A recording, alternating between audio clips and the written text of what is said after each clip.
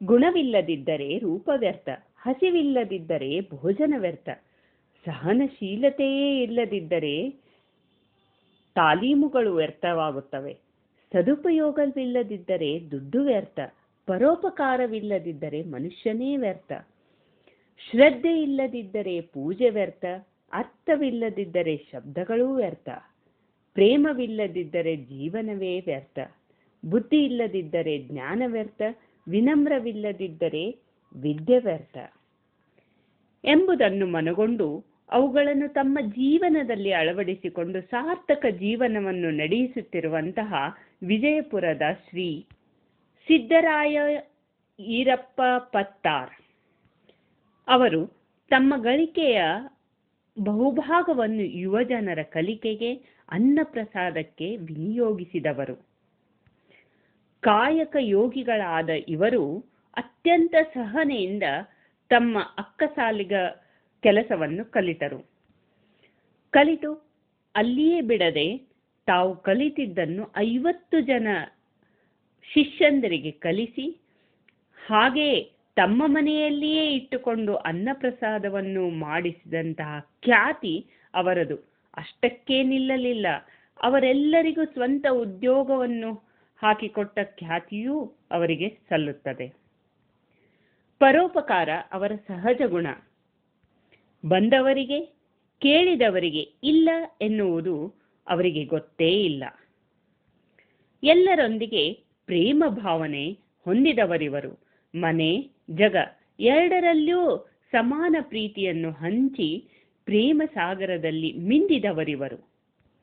ವಿನಮ್ರ ಸ್ವಭಾವದ ನಮ್ಮೆಲ್ಲರ ಪ್ರೀತಿಯ ಶ್ರೀ ಸಿದ್ದರಾಯ ಈರಪ್ಪ ಪತ್ತಾರ್ ಅವರು 1956ರಲ್ಲಿ ಕನಮಡಿ ಗ್ರಾಮದಲ್ಲಿ ಜನಿಸಿದರು. ಶ್ರೀ ಮಲ್ಲಪ್ಪ ಪತ್ತಾರ್ ಹಾಗೂ ಜೀನಾಬಾಯಿ ಪತ್ತಾರ್ ಅವರ ಪುತ್ರರು ಹಾಗೂ ಶ್ರೀ ಈರಪ್ಪ ಪತ್ತಾರ್ ಹಾಗೂ ನಿಂಗಮ್ಮ ಪತ್ತಾರ್ ಅವರ ದತ್ತಕ ಪುತ್ರರಾದ ಇವರು ತಮ್ಮ ಆದರ್ಶ ವ್ಯಕ್ತಿತ್ವದಿಂದ ನಮ್ಮೆಲ್ಲರ ಮನಗೆದ್ದವರು. 1976ರಲ್ಲಿ ರಥಸಪ್ತಮಿಯಂದು ಚಿರಂಜೀವಿ ಸೌಭಾಗ್ಯವತಿ ಸುಮಿತ್ರಾ ಅವರ ಜೊತೆ ಶ್ರೀ ಸಿದ್ದರಾಯ ಅವರ ವಿವಾಹವಾಗುತ್ತದೆ. ಆಗ ಅವರಿಗೆ ಕೇವಲ 20 ವರ್ಷ, ಸುಮಿತ್ರಾ ಅವರಿಗೆ ಕೇವಲ 16 ವರ್ಷ. ಅಂದಿನಿಂದ ಇಂದಿನವರೆಗೆ ಅಂದರೆ 50 ವರ್ಷಗಳ ಕಾಲ ಸತಿಪತಿಗಳು ಒಂದಾಗಿ ಮನೆಯನ್ನು ಮಠವಾಗಿಸಿದ್ದಾರೆ. 50 ವರ್ಷಗಳ ಒಗ್ಗಟ್ಟು, ಪ್ರೀತಿ, ತ್ಯಾಗ ತುಂಬಿ ತುಳುಕುತ್ತದೆ. ನಿಮ್ಮ ದಾಂಪತ್ಯ ಜೀವನ ನಮಗೆಲ್ಲರಿಗೂ ಪ್ರೇರಣೆ. ಸುವರ್ಣ ವಿವಾಹ ವಾರ್ಷಿಕೋತ್ಸವದ ಹಾರ್ದಿಕ ಶುಭಾಶಯಗಳು ತಮಗೆ. ಶ್ರೀ ಸಿದ್ದರಾಯ ಹಾಗೂ ಅಮ್ಮ ಸುಮಿತ್ರಾ ಅವರು ಇದನ್ನು ಪ್ರೀತಿಯಿಂದ ಹೀಗೆ ಹಂಚಿಕೊಳ್ಳುತ್ತಾರೆ. 1976 ನಮ್ಮದೇ ಆಯ್ತು. ಅವಾಗ ನಂದು 20ನೇ ವಯಸ್ಸರನಿಗೆ ಆಗಿದ್ದು 16ನೇ ವಯಸ್ಸರನಿಗೆ ಸರಳ ವಯಸ್ಸಲ್ಲಿ ಲಗ್ನ ಆಯ್ತು. ಅದು ಮುಂದೆ ಒಂದು 2 ವರ್ಷದಲ್ಲಿ ದಾಂಪತ್ಯ ಕಳೆದ್ವಿ. ಮುಂದೆ ನಮಗೆ ಮಕ್ಕಳು ಆಗಲಿಲ್ಲ. ನನ್ನ ಗಳಿಕೆ ತರಬಿ ಅರ್ಧ ಅದಕ್ಕೆ ಹಾಕಿರ್ಬೋದು.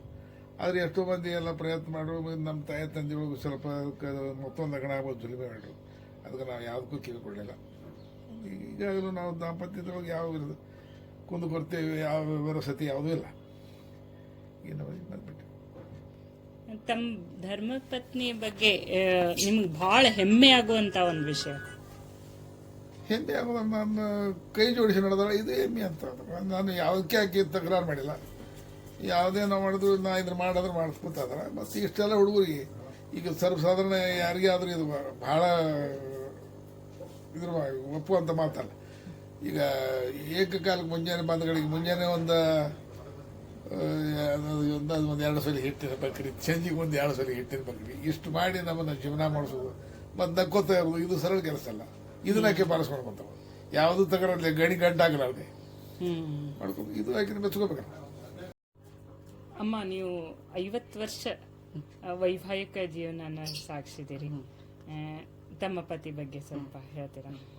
ಎಲ್ರಿಗೂ ಅನಿಸ್ತಿರ್ತದೆ ನನ್ ಗಂಡ ಹಿಂಗಿರ್ಬೇಕು ಹಂಗಿರ್ಬೇಕು ಅಂತ. ಇಲ್ರಿ, ಅದ್ರ ಸೊ ಬಗ್ಗೆ ಚಲೋ ನಿಮಗೇನ್ ಅನ್ಸುತ್ತೆ? ನಿಮ್ಮ ಗಂಡ ಹೀಗೆ ಅದಾರ, ನನ್ಗೆ ಹೆಂಗ್ ಬೇಕು ಹಂಗೆ ಇದಾರ ಅಂತ ಅನಿಸ್ತಾ? ನನಗೆ ಹೆಂಗ್ ಬೇಕು ಹಂಗದಾರ. ಹಂಗ ಅದಾರ. ನಮ್ಮ ಅತ್ತಿ ಮಾವ ಏನು ಕೊಟ್ರು ಅವರು ಹೇಳ.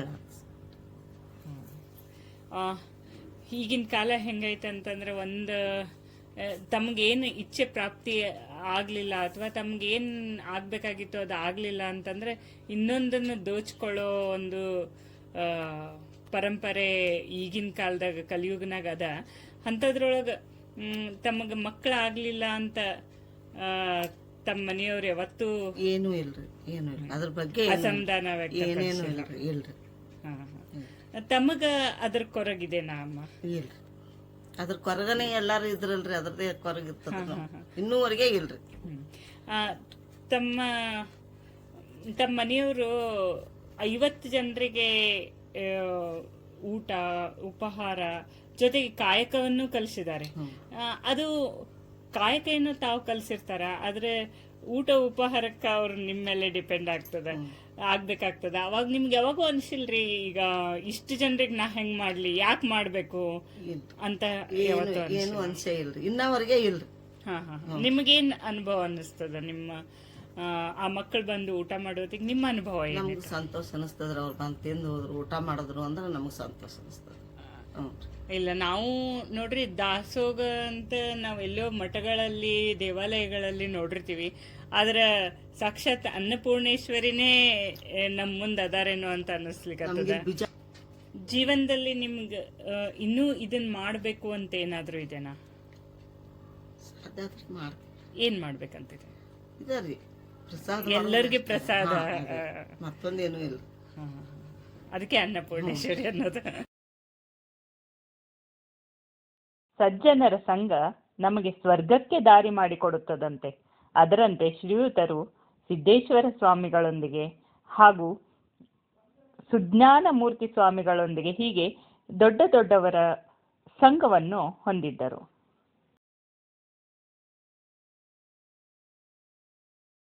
ಸೋಲು ಅಂತ್ಯವಲ್ಲ, ಅದು ಜಯದತ್ತ ಕರೆದೊಯ್ಯುವ ಮೊದಲ ಹೆಜ್ಜೆ. ಅವರ ಬದುಕಲ್ಲಿ ಸೋಲು ನಿರಾಶೆಗಳ ಸರಮಾಲೆಯೇ ಇತ್ತು. ಅದನ್ನು ಗೆಲುವಾಗಿಸಿಕೊಂಡು ನಡೆದ ವ್ಯಕ್ತಿತ್ವ ಅವರದು. ಡಿಪ್ಲೊಮಾ ಓದನ್ನು ಮುಂದುವರಿಸಲಾಗದೆ ಮನೆಯವರ ಒತ್ತಡದಿಂದ ಅವರು ವ್ಯಸನಕ್ಕೀಡಾದರು. ಆಗ ಅವರಿಗೆ ಒಂದು ಸುವರ್ಣಾವಕಾಶ ದೊರೆಯಿತು. ಶ್ರೀಯುತ ಸೋಮನಾಥ್ ಹರ್ಡೇಕರ್ ಅವರು ಇವರಿಗೆ ಕೆಲಸಕ್ಕೆ ಕರೆದಾಗ ಅಂದೇ ಶ್ರೀವರು ಪ್ರತಿಜ್ಞೆ ಮಾಡಿದರು, ಸಿಕ್ಕ ಅವಕಾಶವನ್ನು ಬಳಸಿಕೊಂಡು ತೀರುತ್ತೇನೆ. ಇಂದಿನಿಂದ ಹೊಸ ಮನುಷ್ಯನಾಗುವೆ, ನನ್ನ ಜೀವನವನ್ನು ಹಸನುಗೊಳಿಸಿಕೊಳ್ಳುವೆ, 100 ಜನಕ್ಕೆ ದಾರಿದೀಪವಾಗುವೆ ಎಂದು. ಅದರಂತೆ ನಡೆದುಕೊಂಡರೂ ಅವರು. ವಾಲ್ಮೀಕಿಯಂತೆ ತಪ್ಪುಗಳನ್ನು ತಿದ್ದಿಕೊಂಡು ಬೆಳಕತ್ತ ಸಾಗಿದರವರು. 50 ಜನರಿಗೆ ನಂದಾದೀಪರಾದವರು. ಇವರನ್ನು ನೋಡಿದಾಗ ಇಟ್ಸ್ ನೆವರ್ ಟೂ ಲೇಟ್ ಎನ್ನುವುದು ನೆನಪಿಗೆ ಬರುತ್ತದೆ. ಅಲ್ಲಿಂದ ಅದು ನಾನು ಕೆಲಸ ಕಲಿತು ಕರಾವಳಿಗೆ ಗ್ರಾಮಕ್ಕೆ ಹೋದಾಗ ಅಲ್ಲಿ ನನಗೆ ಕೆಲವೊಂದು ಪ್ರಸಂಗಗಳು ಉಲ್ಟಾ ಬಂತು. ನಮ್ಮ ತಂದೆ ತಾಯಿಯ ಜೋಡಿ ಹೊಂದಾಣಿಕೆ ಆಗಲಿಲ್ಲ. ಹೀಗಾಗಿ ಸ್ವಲ್ಪ ನಾನು ಪರ್ಸನಲ್ ಆಗಿ ಒಂದು ಪೋಲಿ ಹುಡುಗರಲ್ಲಿ ತಿರುಗ್ತಿದ್ದೆ. ಆವತ್ತಿನಾಗ ಸೋಮನಾಥ್ ಹರ್ಡೇಕರ್ ಅಂತೇಳಿ ಬಿಜಾಪುರದ ಪ್ರತಿಷ್ಠಿತ ವ್ಯಕ್ತಿ, ಅವ್ರು ನಾನು ಇಲ್ಲಿ ಬಿಜಾಪುರ ಕರ್ಕೊಂಡು ಬಂದರು. ಅವ್ರು ಕರ್ಕೊಂಡು ಬಂದಾಗ ಒಂದು ನಾನು ಪ್ರತಿಜ್ಞೆ ಮಾಡಿ ಬಂದೆ, ಇದೇ ಒಂದು ಸುವರ್ಣಾವಕಾಶ, ಇದ್ರಾಗ ನಾನು ಮನುಷ್ಯ ಆದ್ರೆ ಅದು ಇಲ್ಲಿಗೆ ಆಗಲ್ಲ ಅಂತ. ತಮ್ಮ ಜೀವನದಲ್ಲಿ ತಿರುವನ್ನು ತಂದಂತ ಒಂದು ವಿಷಯನ ಶೇರ್ ಮಾಡ್ಕೊಳ್ಳಿ. ಮುಂದೆ ಅವರಲ್ಲಿ ಬಂದು ಅವರಲ್ಲಿ 2 ವರ್ಷಕ್ಕೆ ಬರೀ 150 ರೂಪಾಯಿ ಒಂದು ತಿಂಗಳಿಗೆ ದಿವಸಕ್ಕೆ ಇದರಂತೆ. ಈ ಟೈಪಲ್ಲಿ 2 ವರ್ಷ ಕಳೆದ ಮುಂದೆ ನಾವು ಸ್ವತಂತ್ರ ಆದ ಬಳಿಕ ಇಷ್ಟೆಲ್ಲ ಪರಿವರ್ತನೆ. ತಮ್ಮ ಜೀವನದಲ್ಲಿ ತಮಗೆ ಅತ್ಯಂತ ಸಂತೋಷ ಕೊಟ್ಟಂತ ಒಂದು ಘಟನೆ? 2006ನೇ ಇಸ್ವಿ ನನ್ನಲ್ಲಿ ಕಲ್ತಂತ ಒಂದು 3 ವಿದ್ಯಾರ್ಥಿಗಳು ನಾನು ಮಾಡಿಟ್ಟಾರೆ. ಈ ಕಾಡಿನೊಳಗೆ ಅದು ಓದ್ತಾನೆ ಸಪ್ರೇಮ ವಂದನ ಶ್ರೀ ಗುರುಹಿರ ಕೃಪೆಯಿಂದ ಮತ್ತು ನಮ್ಮ ಗುರುಗಳಾದ ಶ್ರೀ ಶಿದ್ರಾಯಿ ಪತ್ತಾರ್ ಕರ್ಮಣಿ ಇವರ ಆಶೀರ್ವಾದದಿಂದ ನಾವು ನೂತನವಾಗಿ ಕಟ್ಟಿಸಿರುವ ಮನೆಯ ಗೃಹ ಶಾಂತಿ. ಅದು ನಿಮಗೆ ಬಹಳ ಸಂತೋಷ. ಇದು ನನಗೆ ಭಾರಿ ಸಂತೋಷದ. ನಿಮ್ಮ ಮುಖದಲ್ಲೇ ಅದು ಕಾಣ್ಲಿಕ್ಕೆ ಕಾಯಕವೇ ಕೈಲಾಸ ಎಂದು ಬದುಕಿದವರು ತಾವು. ತಮ್ಮ ಕಾಯಕ ಜೀವನದ ಬಗ್ಗೆ ಒಂದೆರಡು ಮಾತುಗಳನ್ನು ಹೇಳಿ. ನಾನು ಕಾಯಕ ಮಾಡಬೇಕಾದ್ರೆ ಮೊದಲು ನಾನು ಹರಳಿನ ಕೆಲಸಕ್ಕೆ ಹೆಚ್ಚು ಒತ್ತು ಕೊಟ್ಟು ಬರ್ತೇನೆ. ಮುಂದೆ ಹರಳಿನ ಕೆಲಸನ ಮಾಡ್ತಾ ಇರೋ ಹೊತ್ನಾಗ ಅವಾಗ ಈ ಚಿಲ್ಕಾಮ ಹಾಳು ಕೊಡಿಸೋ ಕೆಲಸ ಮಾಡೋರು ಅಂದ್ರೆ ಬಿಜಾಪುರದೊಳಗೆ ಬೇಳೆ ಅಡಿಕೆ ಅಷ್ಟು ಮಾತ್ರ ಇತ್ತು. ಅದ್ರ ಒಂದು ಐದಾರು ಮಂದಿ ಇಷ್ಟ ಇತ್ತು. ಅದರೊಳಗೆ ನಾನು ಒಬ್ಬ. ಹೀಗಾಗಿ ಅವಾಗ ಪತ್ತಾರ ರಗಡ ಡಾಯ್ ಕೆಲಸ, ಹಳ್ಳಿನ ಕೆಲಸ ಮಾಡೋ ಮಂದಿ ಕಡಿಮೆ, ಬಾಡಿ ಕಟ್ಟೋ ಕೆಲಸ ಎಲ್ಲರೂ ಮಾಡ್ತಿದ್ರು. ಆದರೆ ಈ ಚಿಲ್ಕಾಮ ಹಳ್ಳಿನ ಕೆಲಸ ಮಾಡೋ ಮಂದಿ ಭಾಳ ಕಡಿಮೆ ಇತ್ತು. ಅದಕ್ಕೆ ನಾವು ಬೇಕೇ ಆಗ್ತಿತ್ತು, ಅವಶ್ಯಕತೆ ಇತ್ತು. ಅವಾಗ ಅವರು ತಾವು ಬಾಡಿ ಕಟ್ಕೊಂಡು ಬಂದು ನಮ್ಮ ಕಡೆಯಿಂದ ಹಳ್ಳ ಕೊಡ್ಕೊಂಡು ಚಿಲ್ಕ ಮಾಡ್ಕೊಂಡು ಹೋಗ್ತಿದ್ರು. ಅದು ಹೀಗಾಗಿ ನಮಗೆ ಅದರಾಗೆ ಇಂಪ್ರೂವ್ ಆಗಿಬಿಟ್ಟಿವಿ. ಇಂಪ್ರೂವ್ ಆಗಿ ಮುಂದೆ ಬೇಜಾರಕ್ಕೆ ಹೋದ ಬಳಿಕ ಅಂದು ಮುಂದೆ ಇದಕ್ಕಿಂತ ಹೆಚ್ಚಿನ ಅವಕಾಶ ಮತ್ತು ಬಂಗಾರ ಕೆಲಸ, ಹಳ್ಳಿ ಪತ್ತಾರು ಈಗ ನಮಗೆ ಹೆಚ್ಚು ಸಪೋರ್ಟ್ ಕೊಟ್ಟು. ಅವರ ಹಿತೈಷಿಗಳು ಹಾಗೂ ಅವರ ಅಭಿಮಾನಿಗಳು ಅವರ ಬಗ್ಗೆ ಮನತುಂಬಿ ಹೇಳಿದ ಈ ಮಾತುಗಳನ್ನು ಕೇಳಿ. ಶ್ರೀ ಗುರುಭ್ಯೋ ನಮಃ. ಇವತ್ತು ಒಬ್ಬ ಶ್ರೇಷ್ಠ ವ್ಯಕ್ತಿಯ ಕುರಿತು ಮಾತಾಡ್ಬೇಕಂತ ಹೇಳಿ ನಾವು ಇಚ್ಛೆಪಟ್ಟಿದ್ದೀವಿ.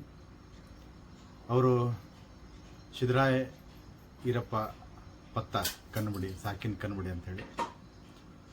ಅವರು ತಮ್ಮ ಜೀವನವನ್ನೆಲ್ಲ ಕಷ್ಟದ ಬದುಕಿನಲ್ಲಿ ಬಂದರೂ ಕೂಡ ಸುಮಾರು ಜೀವಿಗಳಿಗೆ ಆಶ್ರಯ ಆದಂಥವರು. ಸುಮಾರು 40ರಿಂದ 50 ಮಕ್ಕಳಿಗೆ ಈ ಚಿನ್ನ ಬೆಳ್ಳಿ ಕಾಯಕವನ್ನು ಕಲಿಸಿ ಅವರ ಬದುಕಿಗೆ ದಾರಿದೀಪ ಆದಂಥವರು. ಅವರು ಇವತ್ತು ಏನಾದರೂ ಒಂದಿಷ್ಟು ಜೀವನದಲ್ಲಿ ಸಮಾಜದಲ್ಲಿ ಹೆಸರನ್ನು ಗಳಿಸಿದ್ದಾರೆ ಅಂದ್ರೆ ಆ ಕೀರ್ತಿ ನಮ್ಮ ಸಿದ್ದರಾಯ ಕಕ್ಕ ಅವರಿಗೆ ಸಲ್ತದೆ. ಬಹಳ ಅದ್ಭುತ ಸರಳ ವ್ಯಕ್ತಿತ್ವ.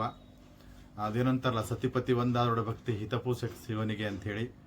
ಅವರು ಸತಿಪತಿಗಳು ಅವರಿಗೆ ಮಕ್ಕಳ ಇಲ್ಲ ಅಂತಕ್ಕಂಥ ಕೊರತೆಯನ್ನ ನಿಗಿಸಿದಂಥದ್ದು, ಅವರು ಕಲಿಸಿದಂಥ ಮಕ್ಕಳಿಗೆ ಉದ್ಯೋಗವನ್ನು ಕಲಿಸಿದ್ದು. ಅಷ್ಟೇ ಅಲ್ಲ, ಅವರ ಶ್ರೀಮತಿಯವರು ಕೂಡ ಅವರ ಮಕ್ಕಳಿಗೆ ಏನು ಕೆಲಸ ಕಲಿಯಕ್ಕೆ ಬಂದಂಥ ಮಕ್ಕಳಿಗೆ ಸ್ವಂತ ತಾಯಿ ಹಾಗೆ ಅಡಿಗೆಯನ್ನು ಮಾಡಿ ಊಟ ಬಡಿಸಿ ಅವರಿಗೆ ತಾಯಿ ಪ್ರೀತಿಯನ್ನು ಕೊಟ್ಟಂಥವ್ರು.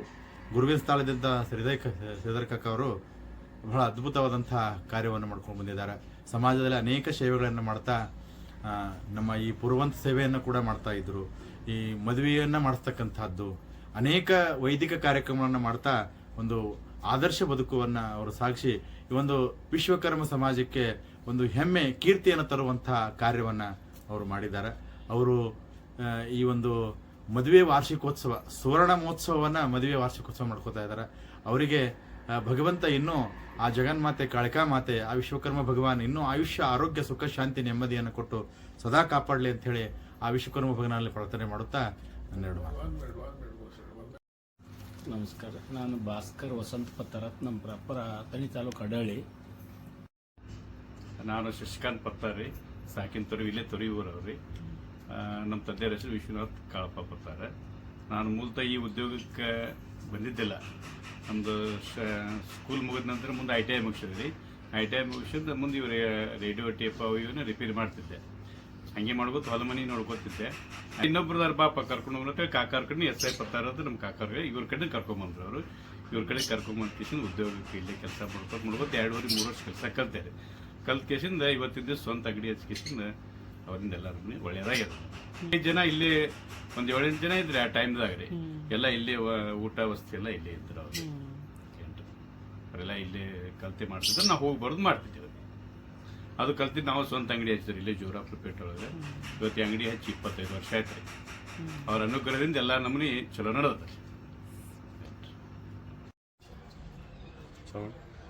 ನನ್ನ ಹೆಸರು ಗಂಗಾಧರ್ ರೀ.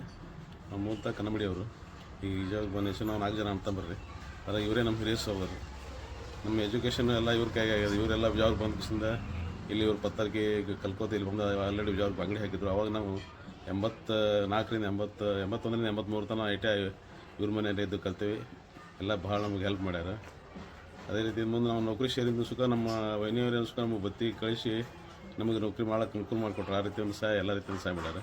ನಮ್ಮ ಮನೆಗೆ ಎಲ್ಲ ರೀತಿಯಿಂದ ಹಿರಿಯರು. ನಮ್ಮ ತಂದೆ ತಾಯಿ ಕರ್ಕೊಂಡಿದ್ದು ನಾವು ಇವ್ರನ್ನೇ ತಂದೆ ಅಂತ ತಿಳ್ಕೊಂಡು ಹೊಂಟಿದ್ದೀವಿ. ಈಗ ನಮ್ಮ ಬಗ್ಗೆ ಎಷ್ಟು ಹೇಳಿದ್ರು ಕಡಿಮೆ. ಎಲ್ಲರೂ ಸಾಕಷ್ಟು ಜನಕ್ಕೆ ವಿದ್ಯಾಭ್ಯಾಸ ಕೊಟ್ಟು ಅವರಿಗೆಲ್ಲ ಮಾಡಿ ಅಲ್ಲಿ ಮೆಟ್ಟಿಗೆ ಹಚ್ಚಾರ.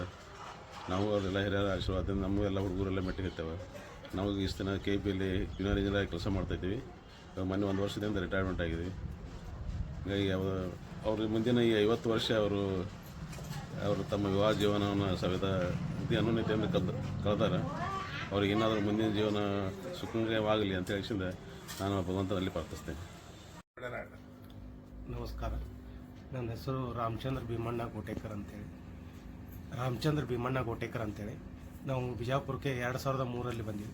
ಇವರು ಸಿದ್ದರಾಯ ಪತ್ತಾರ್ ಅಂತೇಳಿ ಇವರು ಸಮಾಜದಲ್ಲಿ ಬಹುಮುಖಿ ಕಾರ್ಯಕ್ರಮ ಮಾಡೋದರಿಂದ ಇವರು ನಮ್ಮ ಒಡನಾಟ ಆಯಿತು.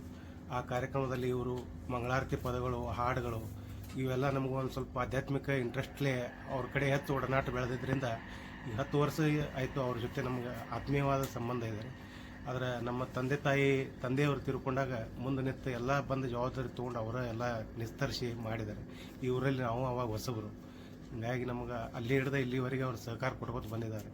ಮತ್ತು ಮನೆಯಲ್ಲಿ ಅವ್ರ ಮನೆಯವರು ಕೂಡ ನಮ್ಗೆ ಹೆತ್ತು ಮಕ್ಕಳ ಥರನೇ ನೋಡ್ಕೋತಾರೆ. ಬಂದರೆ ಪ್ರತಿ ಸಲ ಬಂದರೆ ನಮಗೆ ಚಹಾ, ನಾಷ್ಟ, ಊಟ ಇದೆಲ್ಲ ಮಾಡಲ್ದವ್ರು ಕಳಿಸೋದಿಲ್ಲ.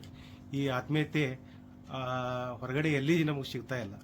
ಯಾಕಂದರೆ ಹೊರಗಡೆ ಎಲ್ಲ ಕಮರ್ಷಿಯಲ್ ಮೈಂಡೆಡ್ ಇರ್ತಾರೆ.